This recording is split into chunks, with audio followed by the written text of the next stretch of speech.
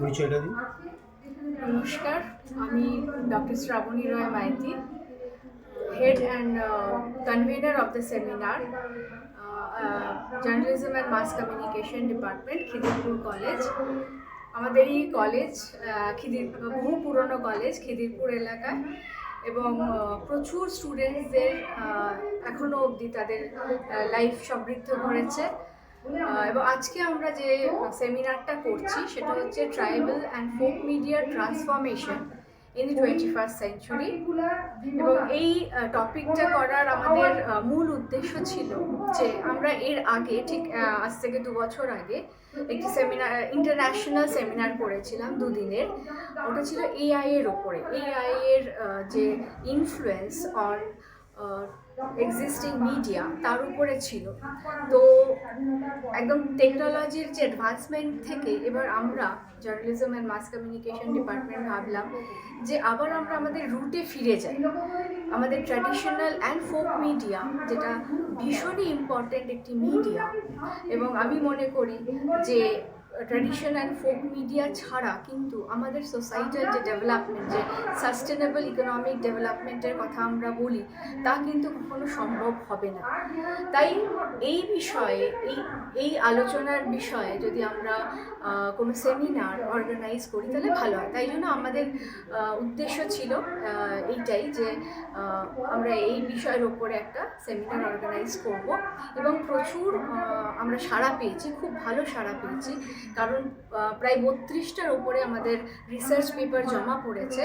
এবং আমরা সেই রিসার্চ পেপারগুলো অবশ্যই চেষ্টা করব গতবারের মতো না, এবারও একটি প্রসিডিংস, সেমিনার প্রসিডিংস একটা বইয়ের আকারে আমরা বার করব। এবং আশা করছি এই সেমিনারটা খুব সাকসেসফুলি কমপ্লিট হবে। Thank you so much.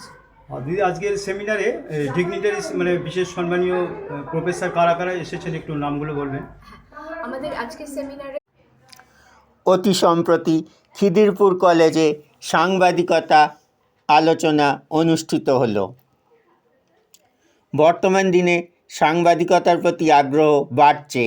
Khidirpur কলেজে সাংবাদিকতা বিভাগের উদ্যোগে অতি সম্প্রতি সারাদিনব্যাপী এক সেমিনার অনুষ্ঠিত হয়।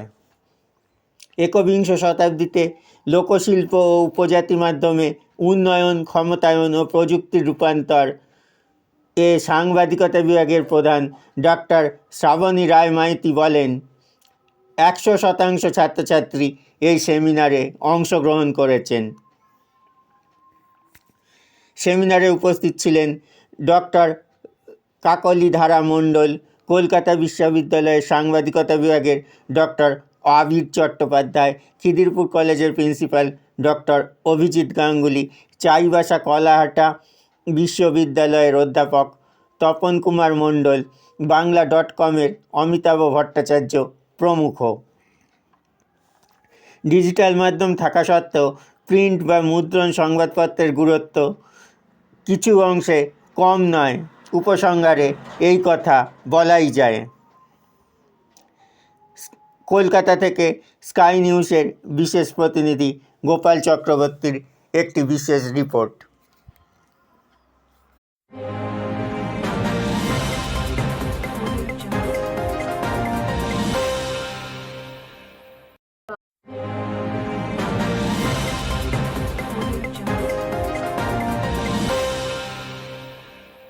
চমৎকার সেমিনার করেছেন, এটা বোঝা গেল পুরো মানে ছাত্রছাত্রী একদম সম্পূর্ণ 100% প্রেজেন্ট আছে।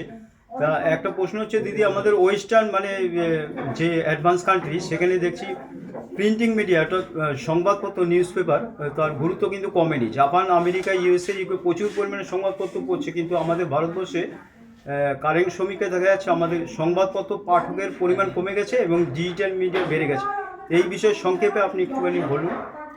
এই বিষয়ে বলা যেতে পারে যে দেখুন, প্রিন্ট মিডিয়া কমেছে, রিডারশিপ কমে যাচ্ছে, কারণ বেশিরভাগ লোকেরা এখন ডিজিটালি প্রিন্টটাকে ডিজিটাল ফর্মে, কারণ এখন তো আর ট্র্যাডিশনালি ওইভাবে আমরা আর মিডিয়াকে ভাগ করতে পারছি না, মিডিয়ামকে ভাগ করতে পারছি না, কারণ একটা জায়গায় মানে ফোনের মধ্যেই তারা টিভি দেখছে বা নিউজ পেপার পড়ছে, সব কিছু ফোনের মধ্যেই পড়ছে। কিন্তু আমাদের ভারতবর্ষে কিন্তু এখনো অবধি আমার মনে হয় প্রিন্ট মিডিয়ার স্কোপটা রয়েছে, কারণ হচ্ছে আমাদের লিটারেসি রেট এখনো 100% হয়নি। তো সেই জায়গাটায় মার্কেট হিসেবে যদি আমরা দেখি তাহলে প্রিন্ট মিডিয়ার মার্কেট কিন্তু এখনো রয়েছে। তাই জন্য আমি ভীষণই আশাবাদী এবং আমি অবশ্যই আমার স্টুডেন্টদেরকে এনকারেজ করি নিউজ পেপার পড়ার, এবং আমার ফ্যামিলিতেও আমি আমার নিজের মেয়েকেও বা আমার যে সন্তান রয়েছে তাদেরকেও আমি এনকারেজ করি নিউজ পেপার পড়ার। এবং আমরা যদি এনকারেজ করি নিউজ পেপার পড়াটা, তাহলে কিন্তু আমার মনে হয় এইটার বাজার কিন্তু এখনও রয়েছে, বিশেষ করে ভারতবর্ষের মতো সোসাইটিতে। তাই জন্য আমি ভীষণ আশাবাদী যে প্রিন্ট মিডিয়া কিন্তু থাকবে। থ্যাংক ইউ দিদি, অসংখ্য ধন্যবাদ। 5টা ভাগ, 5টা সেক্টর কি কি? একটা হচ্ছে folk literature and oral expression. আমরা যে গল্পগুলো শুনি, যে ধাঁধা, যে প্রবাদ, যে বিভিন্ন ন্যারেটিভস, এগুলো সমস্তই কিন্তু ফোক লিটারেচারের মধ্যে পড়ে। তাহলে আবার ওরাল এক্সপ্রেশনটা কেন রয়েছে? কারণ যা কিছুই আমরা ওরালি এক্সপ্রেস করি সবগুলোই কিন্তু লিটারেচার নয়। যেমন গালি, স্ল্যাংও কিন্তু আজকের দিনে একটা খুব গুরুত্বপূর্ণ আলোচনার ক্ষেত্র, কিন্তু তাকে তো আমি লিটারেচার বলতে পারবো না। ল্যাট্রিনালি, বাথরুমের মধ্যে যে সবগুলো লেখা থাকে তার মধ্যে অনেক খারাপ কথাও লেখা থাকে, কিন্তু সেটাও একটা কমিউনিটি, হয়তো স্টুডেন্ট কমিউনিটির সাইকোলজিকে রিফ্লেক্ট করছে। তো সেটা নিয়ে এখন চর্চা চলে, তো সেটা কিন্তু আমি লিটারেচার বলবো না, সেটাকে আমি ওরাল এক্সপ্রেশন বলবো। সেকেন্ড হচ্ছে folk performing art. Folk performing আর্টটা সবাই জানে, তার কারণ যে কোনো একটা কমিউনিটির এটা সবথেকে বড় আইডেন্টিটি। আমি যদি বলি পাঞ্জাব, আপনি সঙ্গে সঙ্গে বলবেন ভাংড়া। আমি যদি বলি গুজরাট, আপনি বলবেন সঙ্গে সঙ্গে গারবা। আমি যদি বলি আসাম, আপনি বলবেন বিহু। অর্থাৎ এক একটা কমিউনিটিকে মানে আইডেন্টিফাই করে এই এক একটা ফোক পারফরমেন্স। তো সেই জন্য ফোক পারফর্মিং আর্ট বলতে সঙ্গীতকে বোঝায়, নৃত্যকে বোঝায়,